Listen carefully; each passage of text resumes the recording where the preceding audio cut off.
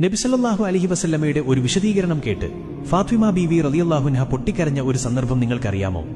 ഒരിക്കൽ നബി സല്ലല്ലാഹു അലൈഹി വസല്ലമ ഫാത്തിമ ബീവിയോട് പറഞ്ഞു, ഫാത്തിമ, ഞാൻ ഇസ്രാ മിഅ്റാജ് രാത്രിയിൽ ജിബ്രീൽ അലൈഹിസ്സലാമിനോടൊപ്പം യാത്ര ചെയ്യുമ്പോൾ ഞങ്ങൾ നരകം കാണാനിടയായി.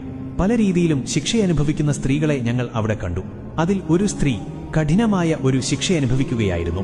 അവളുടെ മുടി കൂട്ടിക്കെട്ടി ആ മുടിയിൽ അവളെ കെട്ടിത്തൂക്കിയിരിക്കുന്നു. അവൾക്ക് മീതെ ഭയാനകമായ തീ ആളി കത്തിക്കൊണ്ടിരിക്കുന്നു. തീയുടെ കാഠിന്യം കൊണ്ട് അവളുടെ തലച്ചോറ് തിളച്ചു മറിഞ്ഞുകൊണ്ടിരിക്കുകയാണ്. ഇതുകേട്ട് മകൾ ഫാത്തിമ ബീവി സഹിക്കാനാവാതെ നിയന്ത്രണം വിട്ട് പൊട്ടിക്കരഞ്ഞുപോയി. ഉപ്പ, അവരെ ഇത്രയേറെ മാരകമായി ശിക്ഷിക്കപ്പെടാനുള്ള കാരണം എന്താണുപ്പ? എനിക്കൊന്ന് പറഞ്ഞു തരുമോ? നബി സല്ലല്ലാഹു അലൈഹി വസല്ലമ മറുപടി നൽകി, ഫാത്തിമ, ആ സ്ത്രീ അന്യപുരുഷന്മാരുടെ മുന്നിൽ തലമുടി പൂർണ്ണമായും മറക്കാത്തവളായിരുന്നു. അതായത് ആ സ്ത്രീ തലമറക്കാത്ത ഒരു സ്ത്രീയായിരുന്നു. സുബ്ഹാനല്ലാഹ്, തലമറക്കൽ നിർബന്ധമാണ് എന്നും അതൊരു മുസ്ലിം സ്ത്രീയുടെ അടയാളമാണ് എന്നും ഇക്കാലത്തെ എല്ലാ മുസ്ലിം സ്ത്രീകൾക്കും അറിയാവുന്ന കാര്യമാണ്. മറക്കണമെന്ന് അറിവില്ലാത്ത ഒരു മുസ്ലിം സ്ത്രീയെപ്പോലും മുസ്ലിം സമുദായത്തിൽ ഇന്ന് കാണാൻ കഴിയുകയില്ല.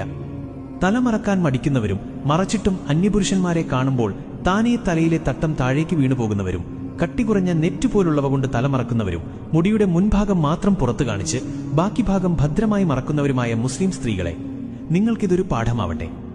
പെങ്ങളെ, നിങ്ങളിൽ പലർക്കും തലമറക്കുന്നതിന്റെ ഗൗരവം അറിയാത്തവരായിരിക്കും. ഇനി മുതലെങ്കിലും അന്യപുരുഷന്റെ മുൻപിൽ ഔറത്ത് മറക്കാതെ വെളിവാവില്ല എന്ന് പ്രതിജ്ഞ ചെയ്യാൻ മറക്കല്ലേ.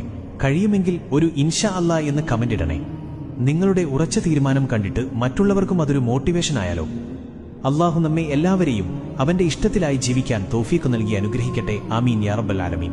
അസ്സലാമു അലൈക്കും വറഹ്മത്തുള്ളാഹി വബറകാതുഹു.